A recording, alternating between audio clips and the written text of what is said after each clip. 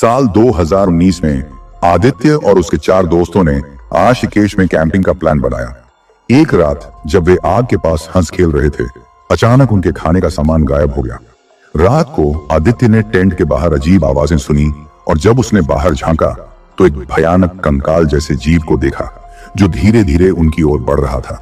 उस पल का डर इतना था कि आदित्य और सुमित ने पीछे हटने की कोशिश की, लेकिन तभी एक और खरोंचने की आवाज ने उन्हें और भी दहशत में डाल दिया। क्या उस रात वे बच पाएंगे?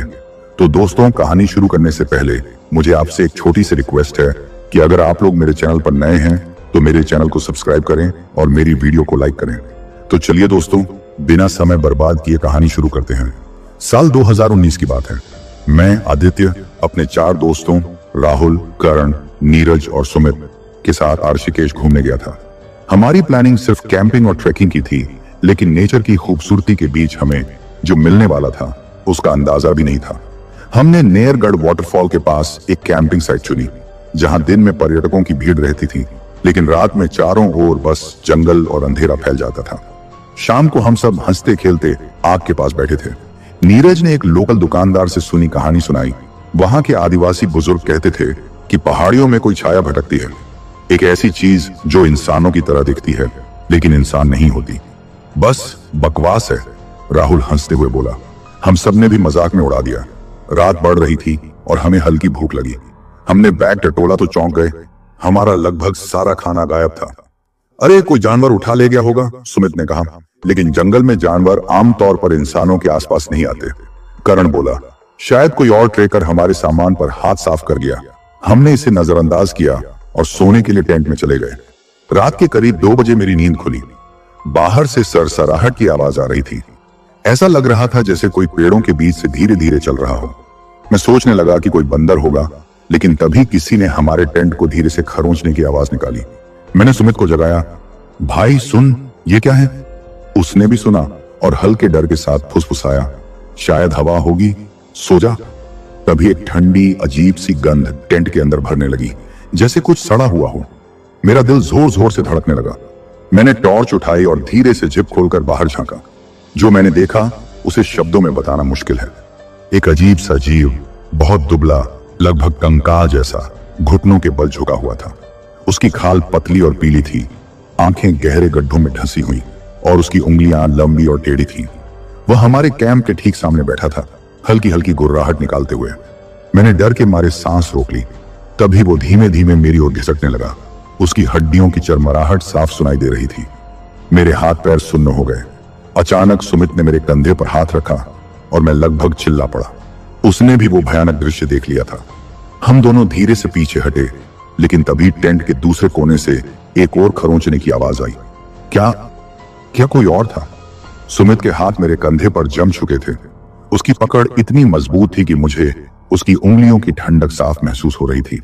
हमारी सांसें थमी हुई थीं और टेंट के बाहर वो परछाई अब भी रेंग रही थी। रात के लगभग 2:15 रहे थे। ठंड इतनी ज्यादा थी कि हमारी उंगलियां सुन्न होने लगी थी, लेकिन डर के मारे हमारे माथे से पसीना टपक रहा था। मैंने धीरे से राहुल और करण को हिलाया, लेकिन उन्होंने कुछ नहीं सुना। उनकी नींद इतनी गहरी थी कि उन्हें जगा पाना मुश्किल लग रहा था। तभी टेंट के दूसरी तरफ से खरोंचने की आवाज तेज हो गई। इस बार ये पहले से भी ज्यादा नजदीक थी। ऐसा लग रहा था जैसे किसी ने नाखूनों से टेंट को धीरे धीरे फाड़ना शुरू कर दिया हो। अंदर एक अजीब सी घुटन महसूस होने लगी। सुमित ने मेरी बांह पकड़ ली। उसकी उंगलियां ठंडी और कांपती हुई। मैंने उसके चेहरे की ओर देखा। उसकी आंखें पूरी तरह फटी हुई थीं, होंठ सूख चुके थे और उसकी सांसें इतनी हल्की थीं कि मानो उसने सांस लेना ही बंद कर दिया हो। टेंट के बाहर से गुर्राने की आवाज आई। अब यह स्पष्ट था, वो चीज जानती थी कि हम अंदर हैं।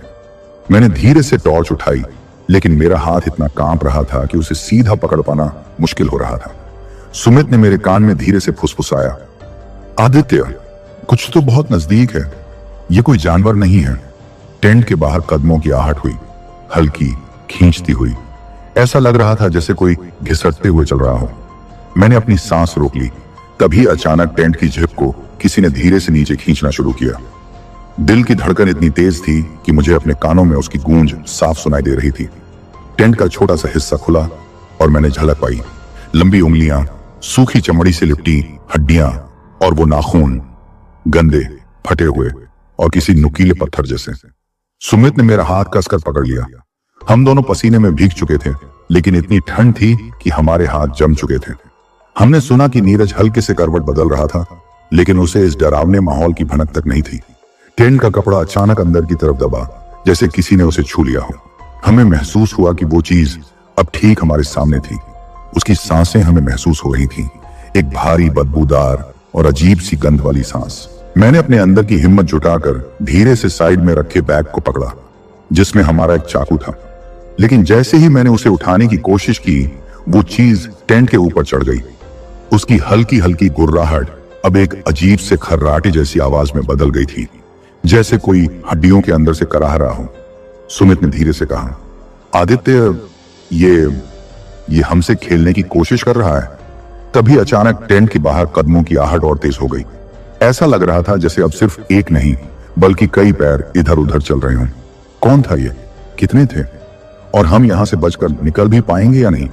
टेंट के बाहर जो कुछ भी था, अब वह तेजी से इधर उधर घूम रहा था।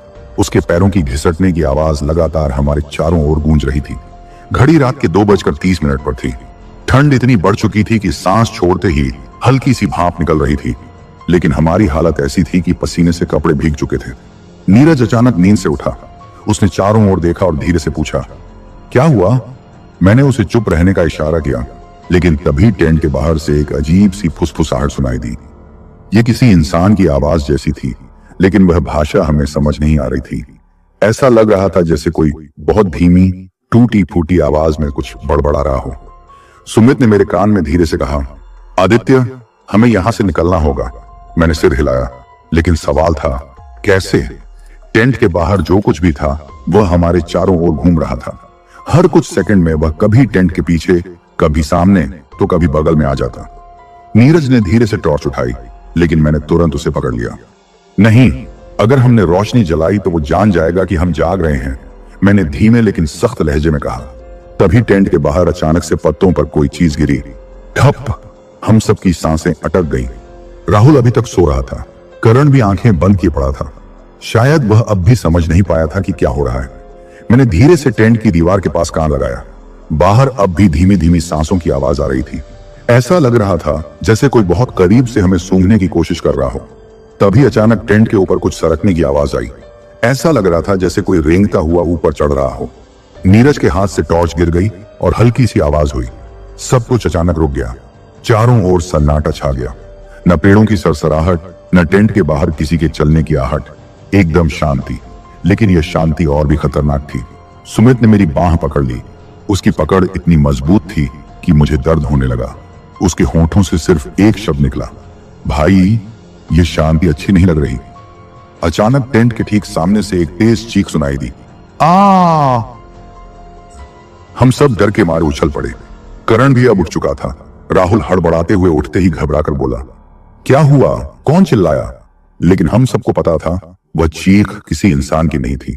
वह आवाज ऐसी थी जैसे कोई जानवर और इंसान के बीच की कोई चीज चीख रही हो, जैसे किसी की आवाज को जबरदस्ती खींचकर लंबा कर दिया गया हो। अब और इंतजार नहीं किया जा सकता था, हमें भागना ही था। लेकिन टेंट खोलते ही सामने जो था, उसे देखकर हमारी रूह कांप गई। टेंट की जिप खुलते ही बाहर का नजारा ऐसा था जिसे देखने के बाद हमारे पैरों तले जमीन खिसक गई। चारों ओर घना अंधेरा था, लेकिन टॉर्च की हल्की रोशनी में हमने जो देखा वो किसी भी बुरे सपने से ज्यादा डरावना था।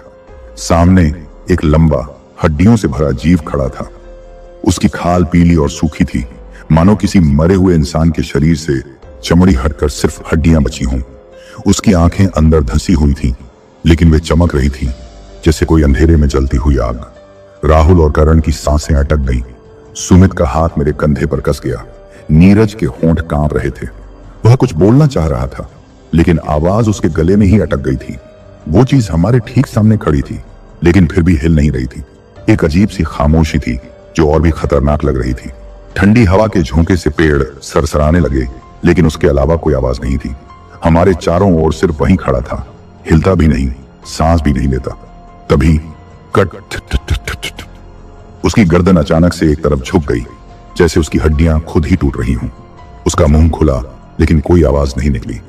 फिर धीरे धीरे उसने अपना एक हाथ हमारी तरफ बढ़ाया। राहुल चीख पड़ा और भागने की कोशिश करने लगा, लेकिन उसका पैर जमीन पर पड़े एक पत्थर से टकराया और वह गिर गया। हमने उसे पकड़ने की कोशिश की, लेकिन तभी वो चीज तेजी से आगे बढ़ी। उसकी चाल इंसानों जैसी नहीं थी। वह ऐसे आगे बढ़ रहा था जैसे कोई मरा हुआ इंसान रेंगते हुए आ रहा हो। भागो! सुमित चिल्लाया और हम सब अपने होश आवाज भूलकर दौड़ पड़े। रात के करीब 3 बज चुके थे। जंगल के अंदर भागते हुए हमें रास्ता भी ठीक से नहीं दिख रहा था। हम फिसल रहे थे, पेड़ों से टकरा रहे थे, लेकिन रुकने का सवाल ही नहीं था। पीछे से भारी भारी सांसों की आवाजें आ रही थी और हमें महसूस हो रहा था कि वो चीज हमारा पीछा कर रही थी। नीरगढ़ वाटरफॉल के रास्ते में एक छोटा लकड़ी का पुल आता है। हम किसी तरह वहां तक पहुंचे, लेकिन तभी करण अचानक रुक गया। राहुल कहाँ है? हम सब ने एक दूसरे की तरफ देखा।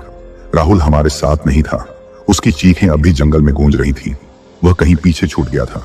हमें उसे बचाना होगा, मैंने कहा, लेकिन सुमित का चेहरा एकदम सफेद पड़ चुका था। अगर हम रुके तो हम भी नहीं बचेंगे। उसकी आवाज कांप रही थी।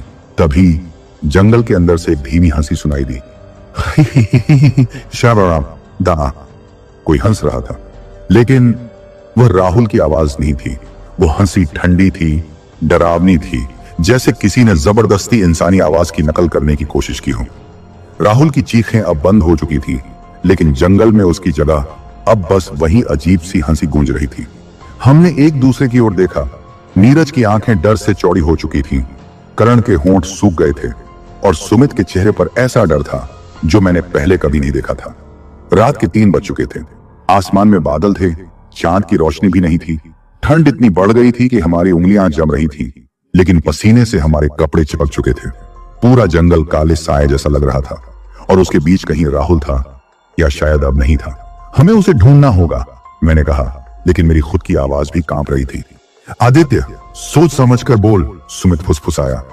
अगर राहुल अब भी जिंदा होता तो वो चीखता, वो मदद मांगता, लेकिन अब बस वो हंसी सुनाई दे रही है। करण ने डर से सिर हिलाया।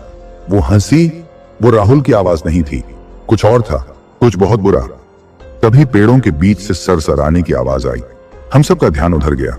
कुछ था वहां, कोई था वहां। पेड़ों की आड़ में हल्की सी हरकत दिखाई दी। कुछ झुका हुआ, बहुत लंबा, बहुत पतला। उसकी गर्दन झुकी हुई थी, जैसे इंसानी हड्डियों को मोड़ दिया गया हो। फिर वो धीरे धीरे सीधा खड़ा हुआ और हमें साफ दिखाई दिया राहुल। लेकिन वो राहुल नहीं था। उसकी आंखें अंदर धंसी हुई थीं, चेहरे की त्वचा सिकुड़ चुकी थी और उसका शरीर अजीब सा टेढ़ा हो गया था। उसकी चाल वैसी थी जैसी हमने पहले देखी थी, घिसटती हुई, टूटी फूटी, जैसे कोई मरा हुआ इंसान दोबारा चलना सीख रहा हो। राहुल, करण ने कांपते हुए पुकारा। राहुल का सिर अचानक बुरी तरह झटक गया, जैसे उसकी गर्दन के अंदर कुछ टूट गया हो। फिर उसने मुस्कुराने की कोशिश की, लेकिन वो मुस्कान इंसानी नहीं थी। उसके होंठों के पीछे दांत नहीं थे, बल्कि कुछ और था, कुछ भयानक, जैसे चमड़ी के नीचे कुछ और छिपा हो, जैसे वो शरीर अब राहुल का नहीं रहा था। और फिर उसने बोलने की कोशिश की। उसकी आवाज बिल्कुल हमारी जैसी थी, लेकिन एकदम खाली, बिना किसी भावना के। आप दी त्या। मेरे पूरे शरीर में ठंड दौड़ गई। ये राहुल नहीं था, ये कुछ और था, कुछ बहुत पुराना, बहुत खतरनाक। तभी सुमित ने मेरा हाथ पकड़ा और जोर से खींचा, भागो! और हम भागने लगे, लेकिन जंगल के अंधेरे में हमारे पीछे वो परछाई अब भी चल रही थी, घिसटती हुई, हंसती हुई, हमें बुलाती हुई। हम अंधेरे जंगल में भाग रहे थे, लेकिन पीछे से घिसटने की आवाज अब भी हमारे कानों में गूंज रही थी। ठंडी हवा हमारी हड्डियों तक सरक रही थी, लेकिन उससे ज्यादा डरावनी थी वो हंसी, वो नाम पुकारने की कोशिश। आह, दी त्या। रात के 3:30 चुके थे। हमारे कदमों के नीचे सूखी पत्तियां चरमरा रही थी और हर तरफ अंधेरा ही अंधेरा था। हमें अंदाजा नहीं था कि हम कहां भाग रहे हैं, बस हम जितनी तेजी से दौड़ सकते थे उतनी तेजी से दौड़ रहे थे।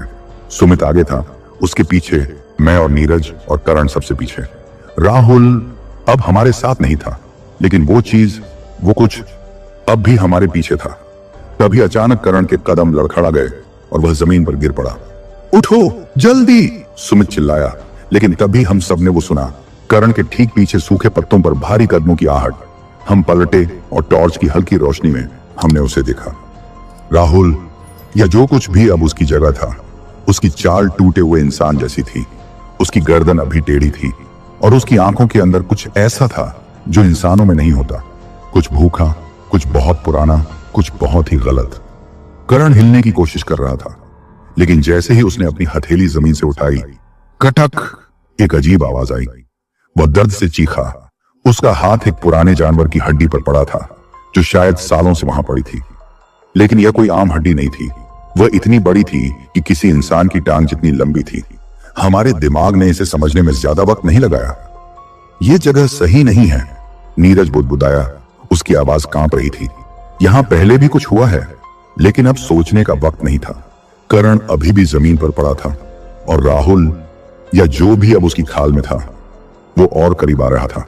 मैंने करण का हाथ पकड़कर उसे खींचने की कोशिश की, लेकिन तभी राहुल की उंगलियां उसकी टी शर्ट के कोने को छू गईं।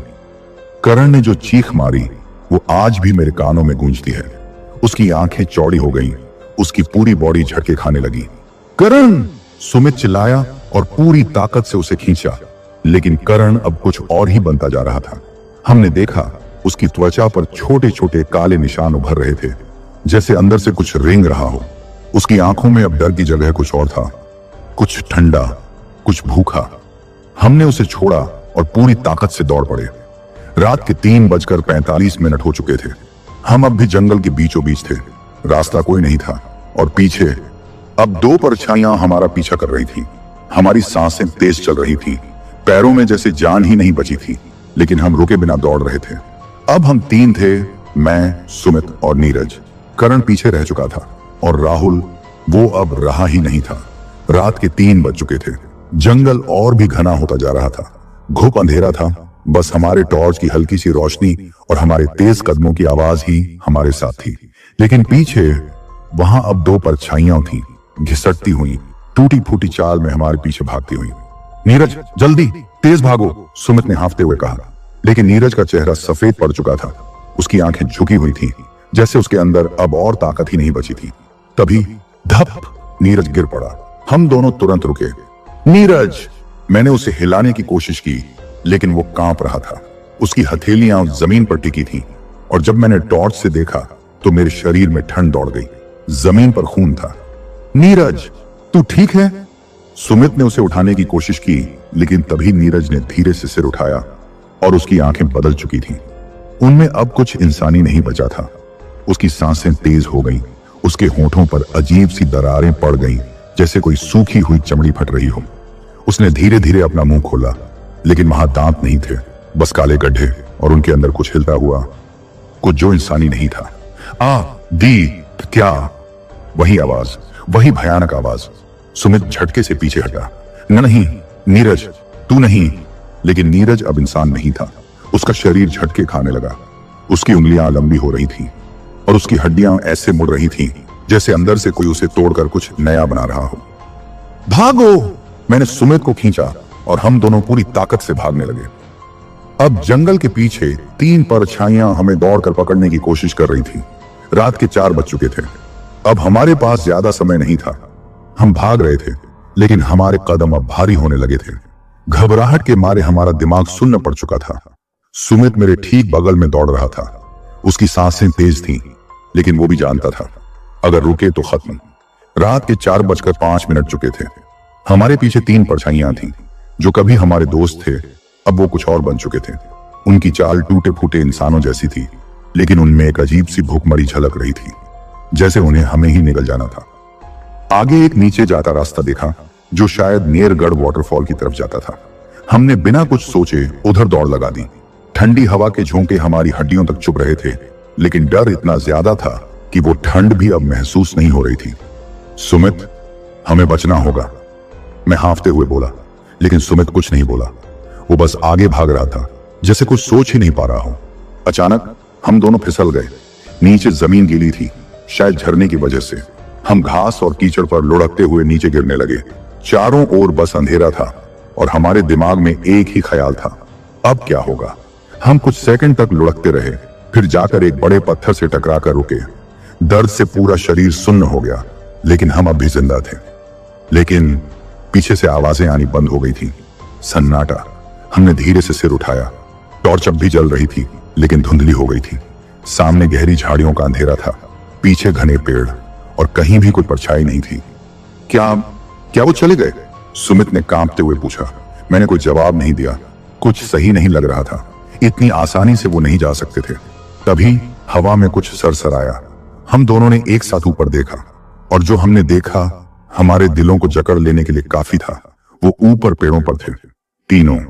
उनकी गर्दनें लटकी हुई थीं, शरीर अजीब सा मुड़ा हुआ था और आंखें हम पर टिकी हुई थी। वो बस वहां देख रहे थे और फिर उनमें से एक ने हल्के से अपना सिर टेढ़ा किया और धीरे धीरे मुस्कुराया। हम नीचे पत्थरों के पास घेरे पड़े थे, हमारी सांसें तेज चल रही थीं और सामने पेड़ों की ऊंचाई पर वो तीनों लटके हुए थे। उनकी टेढ़ी मेढ़ी गर्दनें, अंदर धंसी आंखें और चेहरे पर अजीब सी बनावटी मुस्कान। उनकी उंगलियां लंबी और टेढ़ी थीं, जैसे किसी सूखे पेड़ की टहनियां।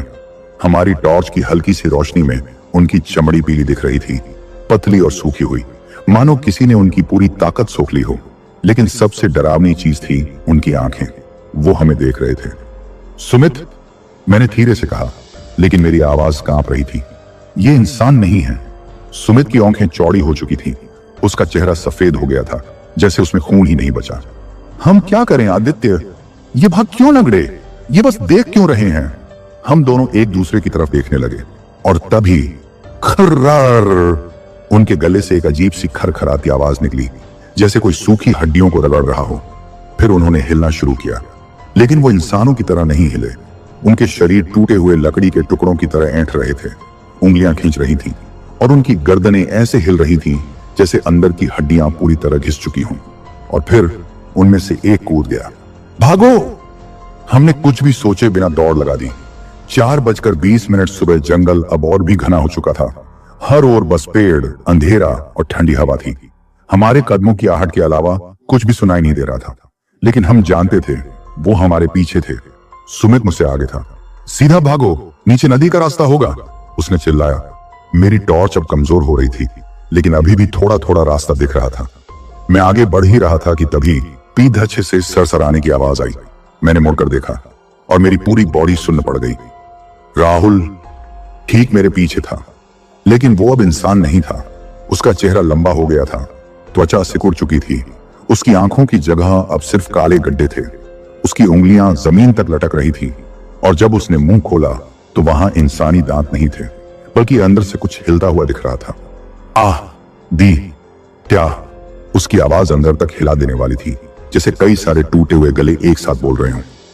मैं पूरी ताकत से दौड़ा। सुमित अब भी आगे था, लेकिन तभी वो रुक गया। उसके ठीक सामने नीरज खड़ा था और उसके ठीक पीछे करण। अब हम चारों अकेले नहीं थे, हम गिर चुके थे। यहां पर कहानी में एक नाटकीय मोड़ आने वाला है, जिससे यह और गहरे डरावने माहौल में जा सकती है। सुमित एक पल के लिए जड़ हो गया। उसकी आंखें सामने खड़े नीरज और करण को देखकर चौड़ी हो गईं। दोनों के शरीर में मानो कुछ बहुत ही भयानक बदलाव हो चुका था। उनकी त्वचा पर गहरी दरारें थीं और आंखों में अजीब सी चमक थी, जो इंसानों की नहीं हो सकती। नीरज के हाथ की उंगलियां अब भयानक तरीके से मुड़ी हुई थीं। करण के कंधे अजीब से कोण पर झुके हुए थे, जैसे उनकी हड्डियां अंदर से पूरी तरह टूट चुकी हों। ये क्या हो गया है इन्हें? सुमित की आवाज कांप गई। हमें यहां से निकलना होगा, मैंने फुसफुसाते हुए कहा, लेकिन मेरी आवाज में भी डर साफ था। मेरी धड़कन इतनी तेज थी कि कानों में गूंज रही थी। भागो, मैंने लगभग गला फाड़ कर कहा, लेकिन इससे पहले कि हम हिल भी पाते, नीरज ने अपनी गर्दन को एक भयानक एंगल पर घुमाया और धीमे से मुस्कुराया। उसकी मुस्कान में कुछ ऐसा था जो रूह को कंपा देने के लिए काफी था। करण ने एक कदम आगे बढ़ाया। उसकी चाल इतनी अजीब थी कि उसे देखते ही मेरे पैरों तले जमीन खिसक गई। ऐसा लगा मानो उसकी हड्डियां किसी पुराने ताबूत से निकाली गई हों और जबरदस्ती जोड़ी गई हों। हम फंस गए हैं, सुमित बुदबुदाया। नहीं, मैंने जोर से कहा, अगर रुके तो यही हमारी आखिरी रात होगी। नीरज और करण अब तेजी से हमारी ओर बढ़ रहे थे। उनके कदमों से सूखी पत्तियां चरमरा रही थीं और उनकी सांसें इतनी भारी थीं कि वो पूरे जंगल में गूंज रही थी। मैंने सुमित का हाथ पकड़ा और हम दोनों अंधेरे में भागने लगे। हर कदम के साथ पीछे से उनकी भयानक हंसी और सरसराहट की आवाज हमारे कानों में गूंज रही थी। हवा इतनी ठंडी थी कि हमारी हड्डियां जमने लगी थी, लेकिन डर ने हमें दौड़ने पर मजबूर कर दिया। आगे रास्ता नहीं दिख रहा, सुमित ने हांफते हुए कहा। कोई फर्क नहीं पड़ता, बस दौड़ते रहो। मैंने लगभग चीखते हुए कहा। जंगल अब और घना हो चुका था। पेड़ों की शाखाएं हमारी राह में अड़चन डाल रही थीं, लेकिन हमने पीछे मुड़कर देखने की हिम्मत नहीं की। और तभी पीछे से एक भयानक चीख ने हमें रोकने पर मजबूर कर दिया। हम रुक गए। पेड़ों के बीच गहरी छाया में वो तीनों खड़े थे। उनकी आकृतियां अब इंसानों जैसी नहीं लग रही थी। उनका आकार लंबा और टेढ़ा मेढ़ा हो चुका था। उनके चेहरों पर अजीब सी दरारें थीं और उनकी आंखों से अंधेरे की एक चमक फूट रही थी। आ दी त्या उनकी आवाज फिर गूंज उठी। सुमित ने मेरे कंधे पर हाथ रखा। अब क्या करेंगे? मैंने गहरी सांस ली। हमें बस एक ही चीज करनी थी, भागना। सुमित ने मेरे कंधे पर हाथ रखते हुए कहा, अब क्या करेंगे? उसकी आवाज में डर साफ झलक रहा था और मेरे दिमाग में बस एक ही ख्याल था, भागना। लेकिन कहां? जंगल चारों तरफ से घना और अनजान था। हमारे पीछे वो तीन छायाएं थीं जो कभी हमारे दोस्त हुआ करते थे, मगर अब कुछ ऐसा बन चुके थे जिसकी कल्पना भी नहीं की जा सकती थी। दूसरी तरफ चलते हैं, मैंने सुमित से कहा, पर मेरी खुद की सांसें बेतरतीब हो चुकी थीं। हम पेड़ों के बीच से घास पर सरकते हुए नीचे की तरफ दौड़ने लगे। हमारी टॉर्च की रोशनी अब कमजोर हो रही थी। हर शाखा, हर जड़ हमें रोकने की कोशिश कर रही थी। ठंड ने हमारी हड्डियां जकड़ ली थी, लेकिन डर उस ठंड से भी ज्यादा गहरा था। पीछे से सरसराहट और घिसटने की आवाजें साफ सुनाई दे रही थी। अचानक सुमित का पैर एक मोटी जड़ से टकरा गया और वो लड़खड़ाकर गिर पड़ा। उठो! मैंने उसके पास जाकर उसका हाथ खींचा। ये हमारा आखिरी मौका हो सकता है। हमने खुद को संभाला और फिर भागने लगे। हवा अब अजीब तरीके से भारी हो गई थी, जैसे किसी ने हमारे चारों ओर अदृश्य जाल बुन दिया हो। मेरी धड़कनें इतनी तेज थीं कि कान सुन्न हो रहे थे। तभी एक जोरदार चीख ने पूरा जंगल हिला दिया। मेरी रीढ़ की हड्डी में ठंड उतर गई। मैं रुक गया और सुमित ने भी खुद को रोक लिया। क्या ये नीरज था? सुमित ने फुसफुसाते हुए पूछा। उसकी आंखों में चिंता और डर दोनों साफ दिख रहे थे। मैंने उसकी बात का जवाब नहीं दिया। मैं बस उस अंधेरे की तरफ देखता रहा जहां से आवाज आई थी। मैंने अंधेरे की तरफ देखा जहां से चीख आई थी। जंगल पूरी तरह शांत था, लेकिन वो सन्नाटा अब असहनीय हो चुका था। हर पत्ता जैसे किसी भूत या फुसफुसाहट का हिस्सा लग रहा था। मेरे गले से आवाज नहीं निकल रही थी, लेकिन मेरे मन में सिर्फ एक ही सवाल गूंज रहा था, क्या हम सच में बच पाएंगे? सुमित ने मेरे हाथ को झटका दिया। चलो जल्दी, रुको मत। उसकी आवाज में डर साफ झलक रहा था, लेकिन वो अभी भी हिम्मत जुटाने की कोशिश कर रहा था। मैं उसकी बात मानकर दौड़ पड़ा। पेड़ों के बीच रास्ता मुश्किल होता जा रहा था। हमारी टॉर्च की रोशनी कमजोर हो चुकी थी और हर कदम पर ऐसा लग रहा था जैसे कोई अदृश्य ताकत हमें नीचे गिराने की कोशिश कर रही हो। ठंडी हवा हमारी सांसें रोक रही थी, लेकिन हमने दौड़ना बंद नहीं किया। कहीं से बाहर जाने का रास्ता दिख रहा है? मैंने हांफते हुए पूछा। सुमित ने इधर उधर देखा, लेकिन हर तरफ बस घना अंधेरा और डरावना जंगल था। तभी पीछे से सरसराहट की आवाज आई। हमारी रफ्तार धीमी हो गई। वो परछाइयां अब भी हमारे पीछे थीं। मैंने एक पल के लिए पलटकर देखा और ठिठक गया। वो तीनों, राहुल, करण और नीरज, अब भी हमारे पीछे चल रहे थे। उनकी चाल पहले से ज्यादा भयानक हो चुकी थी। उनकी गर्दनें लटकी हुई थीं और आंखों में एक अजीब चमक थी। उनकी उंगलियां इतनी लंबी हो चुकी थीं कि जमीन को छू रही थी। भाग! सुमित चिल्लाया। हमने फिर दौड़ना शुरू किया, लेकिन मेरा दिमाग अब सुन्न पड़ चुका था। थकावट और डर ने मेरे शरीर को जैसे जकड़ लिया था।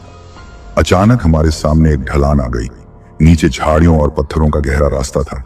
अगर हम नीचे कूदे तो शायद ये हमारा पीछा करना बंद कर दे, मैंने सुमित से कहा। कोई और चारा नहीं है, उसने कहा। हमने बिना कुछ सोचे ढलान की तरफ छलांग लगा दी। नीचे गिरते हुए झाड़ियों और पत्थरों से हमारे शरीर टकरा रहे थे। चारों तरफ बस अंधेरा था, लेकिन उस पल एक अजीब सी शांति महसूस हुई।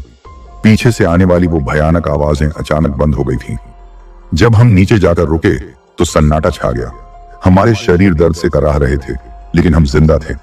सुमित ने कांपते हुए कहा, क्या वो चले गए?